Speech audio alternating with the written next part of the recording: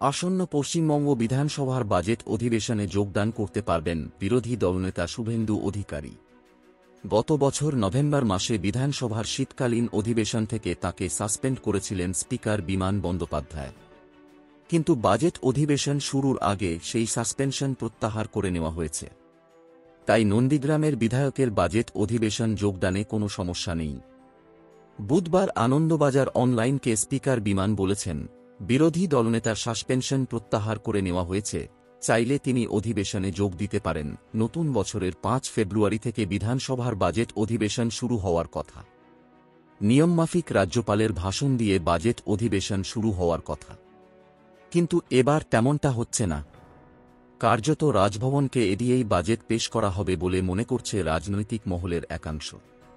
তাই গত শীতকালীন অধিবেশন শেষ ঘোষণা করার কথা হলেও শেষ পর্যন্ত তা করেননি স্পিকার বিমান। তিনি অধিবেশন শেষ না করে তা স্থগিত করে দিয়েছিলেন। তাতেই প্রশ্ন ওঠে, অধিবেশন শেষ না হলে বিরোধী দলনেতার সাসপেনশনের মেয়াদ শেষ হচ্ছে না, কিভাবে বাজেট অধিবেশনে যোগদান করবেন তিনি? কিন্তু সেই সব জল্পনায় জল ঢেলে স্পিকার বিরোধী দলনেতার সাসপেনশন প্রত্যাহার করে নেওয়ায় যাবতীয় সমস্যা মিটে গিয়েছে বলেই মনে করছে বিধানসভার সচিবালয়। কারণ গত বছর নভেম্বর মাসে বিরোধী দলনেতাকে সাসপেন্ড করার পর বিজেপি পরিষদীয় দল অধিবেশনে মুখ্যমন্ত্রীকে বয়কট করার সিদ্ধান্ত নেয়। সেই অধিবেশনে মুখ্যমন্ত্রী উপস্থিত হলে কক্ষ ছেড়ে বেরিয়ে গিয়েছিলেন গেরুয়া শিবিরের বিধায়করা। এমতাবস্থায় বাজেট অধিবেশনে বিরোধী দল উপস্থিত না হলে তা সংসদীয় গণতন্ত্রে ভালো দেখাত না বলেই মনে করছিলেন বাংলার রাজনীতির কারবারিরা। কিন্তু শেষমেশ শুভেন্দুর সাসপেনশন প্রত্যাহার হয়ে যাওয়ায় বিজেপি পরিষদীয় দল এবার বিধানসভার বাজেট অধিবেশনে অংশগ্রহণ করবে বলেই খবর। বিধানসভার শীতকালীন অধিবেশনে অসংসদীয় আচরণের অভিযোগ এনে তৃণমূল পরিষদীয় দলের তরফে উপমুখ্যসচেতক তাপস রায় বিরোধী দলনেতাকে সাসপেন্ড করার প্রস্তাব এনেছিলেন। স্পিকার সেই প্রস্তাব গ্রহণ করে তাতে মান্যতা দেওয়ায় সাসপেন্ড হন শুভেন্দু।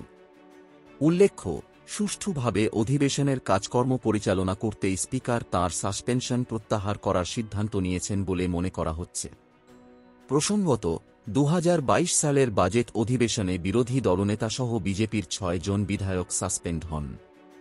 সেবার আদালতের হস্তক্ষেপে আবেদনের ভিত্তিতে তাঁদের সাসপেনশন তুলে নেন স্পিকার। প্রসঙ্গত, গত শীতকালীন অধিবেশনে সংসদের ২ কক্ষ লোকসভা এবং রাজ্যসভা থেকেও বিরোধী দলের সাংসদদের সাসপেন্ড করেছিলেন লোকসভার স্পিকার ওম বিড়লা এবং রাজ্যসভার চেয়ারম্যান জগদীপ ধনখড়। বুধবার থেকে শুরু হচ্ছে সংসদের বাজেট অধিবেশন। তাই সুষ্ঠুভাবে অধিবেশনের কাজকর্ম পরিচালনা করতে মঙ্গলবার রাজ্যসভার সাংসদের সাসপেনশন প্রত্যাহার করা হয়েছে। লোকসভার সাংসদদের সাসপেনশন আগেই প্রত্যাহার করা হয়েছিল।